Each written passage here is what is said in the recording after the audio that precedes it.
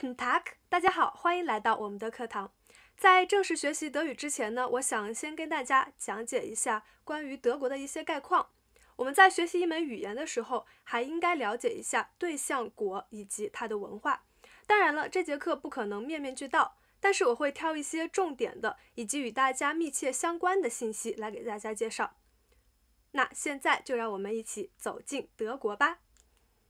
德国用德语我们说 Deutschland。Land 是国家的意思， Deutsch 是德语的意思，合起来德国。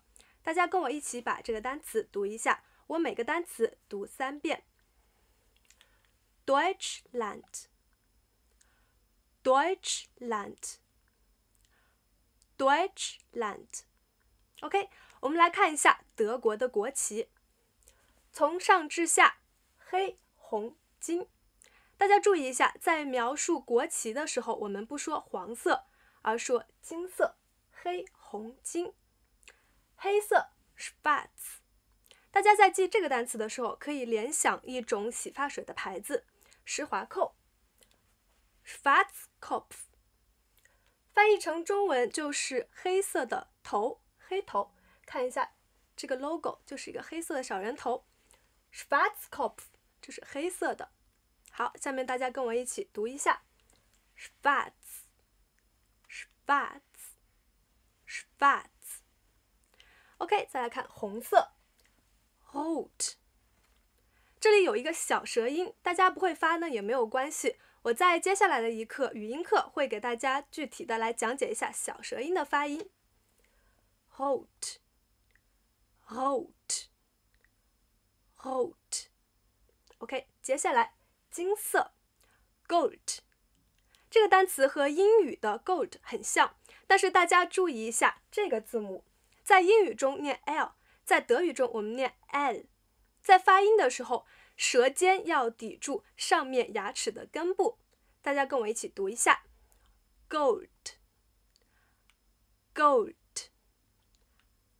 Gold。 OK， 那这3种颜色分别代表什么含义呢？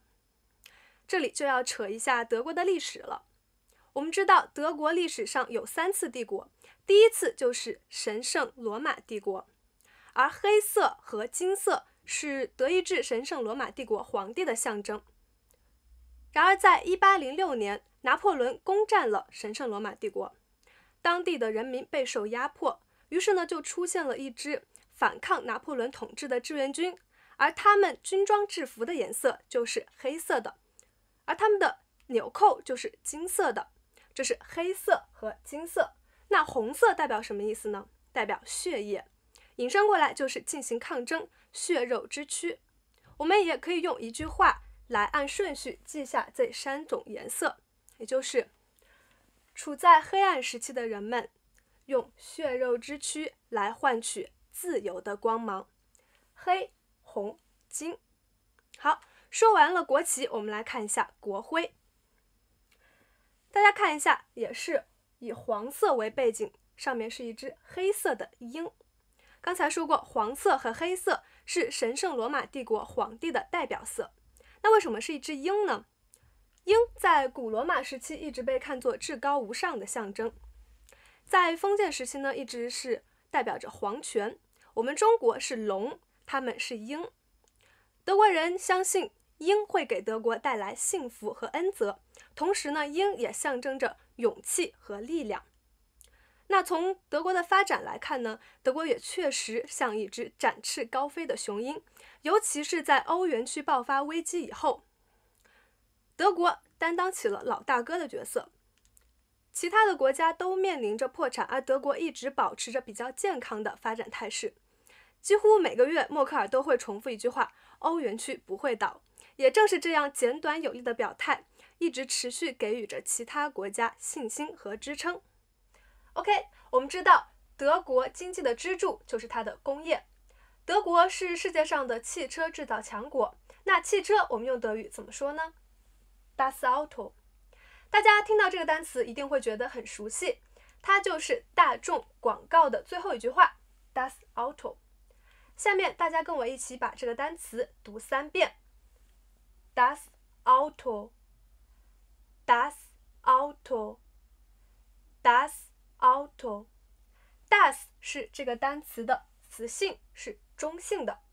那复数形式呢，在词尾加上 s，die Autos，die Autos，die Autos。那汽车这个单词还有2个德语词可以表示，第一个就是 das Kraftfahrzeug。das 也是这个词的词性，它也是中性的。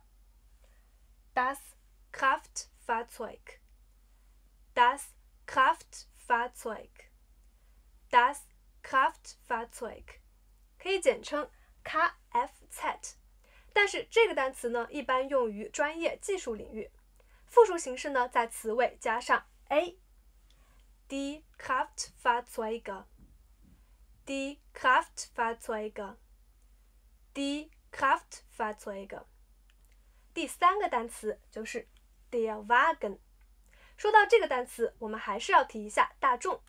我们看一下大众的字母简称，这里可不是英语中的 VW 哦，正宗的德语叫法，我们说 VW。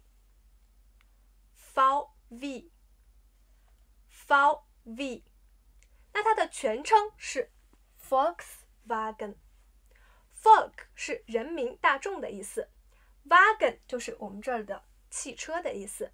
下面大家跟我一起把这个单词读一下 der Wagen， der Wagen， der Wagen。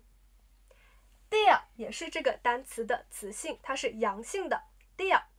复数形式呢保持不变 der Wagen。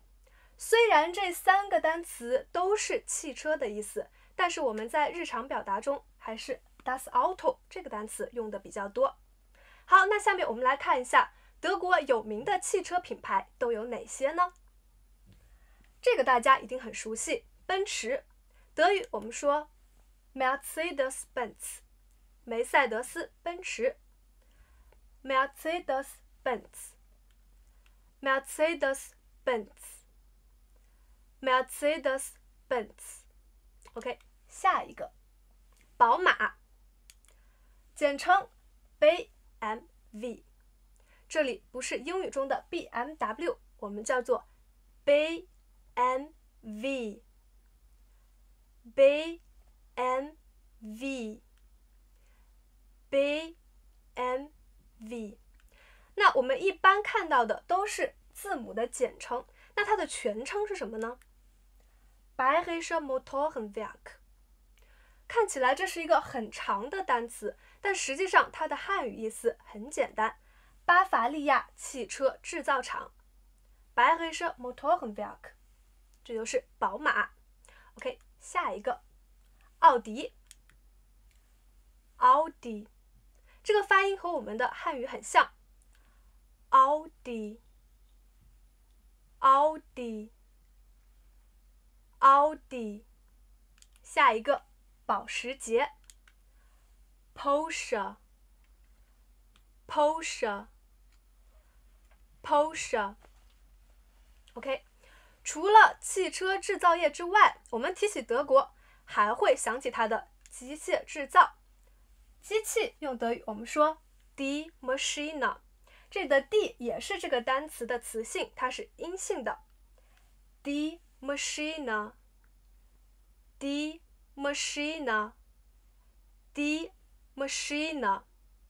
复数形式在词尾加上 n， die Maschinen， die Maschinen， die Maschinen。 那有名的企业都有哪些呢？我们熟悉的西门子 Siemens， Siemens， Siemens。 下一个博世，这是一个家电以及汽车配件的企业，博世 Bosch， Bosch， Bosch， 博世。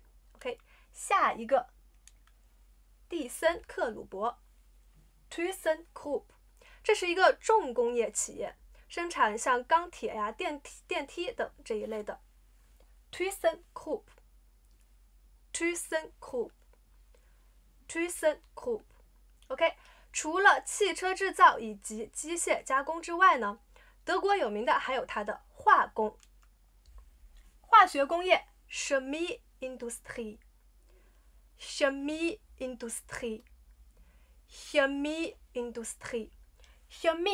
就是化学，Industrie 是工业，合起来 Chemieindustrie 化工。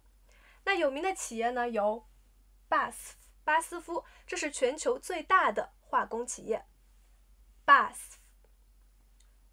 BASF。OK， 德国强大的经济离不开它的教育。关于德国的教育体制呢，我在之后的课会给大家提及。在今天这节课，我主要想给大家讲一下与大家关系更为紧密的去德国留学。现在越来越多的同学选择去德国留学，尤其是理工科的同学。当然，去德国留学这是一个很好的选择，并不是说我学德语，所以我就自吹自擂。德国人讲究有理有据，那下面我就给大家讲一下去德国留学都有哪些好处。首先，我们知道德国在化工、机械制造、汽车制造、法律、哲学以及艺术等领域都是全球领先，所以我们到那里呢，可以站在世界的前沿，学到最先进的科技和知识。那其次呢，德国的大学实行的是宽进严出的政策，因此呢，德国大学的文凭含金量以及认可度还是很高的。那最后一点也是比较重要的一点，就是去德国留学在经济上负担并没有像去英美留学那样重，因为德国公立的大学通常是不收学费的。我们看到这里写了一个 freie Bildung， 免费教育，当然不包括一些语言班。这里呢，我给大家讲两个比较主要的机构，一个是歌德学院 Goethe Institute， 相当于我们中国的孔子学院。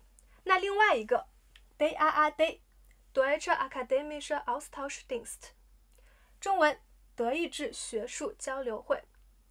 这两个组织呢，我现在把他们的官方网址留给大家，在它的官网上会有详细的对德国留学以及德国奖学金的介绍。OK， 我们知道德国在发展的历史上并不是一帆风顺的，在德国的历史上有一段一直抹不去的阴影，那就是世界大战 Der Weltkrieg。 Welt 世界， Krieg 战争，合起来世界大战。大家跟我一起读一下 Der Weltkrieg， Der Weltkrieg， Der Weltkrieg。 但是值得庆幸的是呢，德国人对于战争的反省还是比较彻底的。一个很著名的事件就是1970年12月7日，西德的总理勃兰特 Willy Brandt 在访问华沙隔离区犹太起义纪念碑的时候，在进献完花圈之后，他自发的下跪，为纳粹时期犯下的罪行进行忏悔。他是完全没有必要这样做的，因为他当时是一个反战分子。Willy Brandt他的这一跪呢，不仅在德国引起了巨大的反响，而且也使得德国与东欧的关系得到了缓解。刚才我说到了，这是西德的总统，对于东西德分裂呢，我在一会儿还会给大家提及。那可能大家会说，这个总统他有作秀的成分，那我再举一个例子，这是一个宣传栏，上面写的是二战时期德国闪击波兰的史料。这张照片是我拍的，我旁边站的就是德国人，我们看到他们正在仔细地阅读着材料。所以德国人对战争的反省还是比较彻底的。那在二战之后呢，我们知道德国被英美苏法4个国家瓜分，而以美国和苏联为首的两大集团进入了冷战，因此呢，德国也被分成了东西德两个部分。西德简称 BRD Bundesrepublik Deutschland 原联邦德国 BRD BRD。 Bundes 是联邦的意思， Republik 共和国， Deutschland 德国。那东德我们叫 DDR， DDR， DDR， Deutsche Demokratische Republik 民主德国， Deutsche 德国的， Demokratische 民主的， Republik 共和国。那首都柏林呢，也被分成了两个部分，东柏林和西柏林。西柏林呢是资本主义阵营，东柏林是社会主义阵营。那我们可以想象一下，西柏林就变成了一座孤岛，周围都被社会主义阵营环绕。那在柏林呢，也建立起了一座柏林墙作为分界线。柏林墙 Die Berliner Mauer， Die Berliner Mauer， Die Berliner Mauer， 这座墙几乎是一夜之间建成的，而且没有任何的征兆。可能前一天双方东西德两国的人呢还在互相的交流，那到了第二天，两边的人就此分开了。这一分就是28年，直到1989年11月，柏林墙才倒塌。在1990年10月3日，东西德终于赢得了统一。而10月3日这一天呢，我们也把它当作德国的国庆日。那如今呢，在柏林还留下了一段柏林墙，但是这段柏林墙不仅是历史的见证，更是艺术家们展现才华的地方。我们看到上面都是一些涂鸦，很漂亮，现在已经成了一道美丽的风景线。OK， 说完了沉重的历史，下面我们来聊一些轻松的话题。大家还记得在这节课刚开始的时候，我们学过的德国这个词，德语怎么说吗？ Deutschland。 没有记住也没有关系。 Deutschland 这个词有一个很有意思的汉译，叫做 Deutschland。 Deutschland Deutschland。 当然我不是建议大家以后在记单词读音的时候用这种汉译的方式，而是呢在这里告诉大家一种联想记忆的方法。 Deutschland 这句话确实很贴切，这样来形容德国人。我们知道德国人一种很常见的主食是土豆， Die Kartoffel。 那德国人怎么吃土豆呢？他们都喜欢把土豆煮得很烂，做成土豆泥。因此呢，都爱吃烂。我们想到这句汉译，不仅能够想到 Deutschland 德国这个词，还能想到土豆 Die Kartoffel， 这就是联想记忆的方式。下面大家跟我一起把这个词读3遍。 Die Kartoffel， Die Kartoffel， Die Kartoffel。 Die 是这个单词的词性，是阴性的。复数形式呢，在词尾加上 n。 Die Kartoffel， Die Kartoffel， Die Kartoffel。 OK， 那除了土豆之外，德国人常吃的食物还有一种面包， Brot， Das Brot。 Das 是中性，也是这个词的词性。面包呢，也是德国人一日3餐不可少的。在德国有大大小小几十种面包。下面大家跟我一起把这个单词读一下。 Das Brot， Das Brot， Das Brot。 复数形式在词尾加上 a。 Die Brote， Die Brote， Die Brote。 还有一种德国比较常见而且有特色的食物，就是香肠， Die Wurst。 在德国，长的、短的、粗的、细的，各种颜色的香肠也有很多。 Die Wurst， Die Wurst， Die Wurst。 复数形式把 u 变成 ü， 并在词尾加上 a。 Die Würste， Die Würste， Die Wurst。与香肠搭配在一起的一种绝配，那就是啤酒。Das Bier。Das Bier。Das Bier。复数形式在词尾加上 a。Die Biere。Die Biere。Die Biere。在德国呢，分为黑啤和白啤。黑啤就是颜色较深的，我们说 Dunkles Bier， 颜色较深的啤酒。Dunkles Bier。Dunkles Bier。Dunkles Bier。那白啤呢，也就是颜色较浅的 Helles Bier。Helles Bier。Helles Bier。在德国，每年的10月都会举行啤酒节 Oktoberfest。Oktober 是10月的意思， Fest 是节日，合起来德国10月啤酒节 Oktoberfest。 Oktoberfest。 Oktoberfest。 10月啤酒节呢，每年会在慕尼黑举行 München。 München。 München。 这个啤酒节一般会持续将近1个月。啤酒节期间，来自世界各地的人都会聚集在此，我们看到很热闹。这就是啤酒节 Oktoberfest。 德国人在吃上面其实不大讲究，他们不像我们中国人那样那么会吃，但是他们会思考。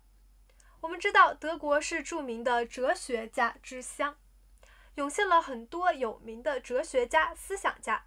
那下面我们就来一起看一下德国都有哪些有名的思想家。首先，这个大家很熟悉，尼采 Friedrich Wilhelm Nietzsche。 Friedrich Wilhelm Nietzsche。 Friedrich Wilhelm Nietzsche。 下一个黑格尔，大家也十分的熟悉 Wilhelm Friedrich Hegel。 Wilhelm Friedrich Hegel。 Wilhelm Friedrich Hegel。 接下来这一个我们中国人都特别的熟悉，那就是马克思 Karl Marx。 Karl Marx。 Karl Marx。 说起马克思，我们就一定会说到恩格斯 Friedrich von Engels。 Friedrich von Engels。 Friedrich von Engels。 其实德国还有很多著名的哲学家、思想家，但是在这里呢，我们就先举这4个比较有代表性的。说起德国呀，要说的实在是太多了。今天时间有限，我们就先跟大家聊到这里。在今后的课呢，我还会穿插讲解一些德国的社会文化知识。OK， 那今天我们的课就到这儿，谢谢大家。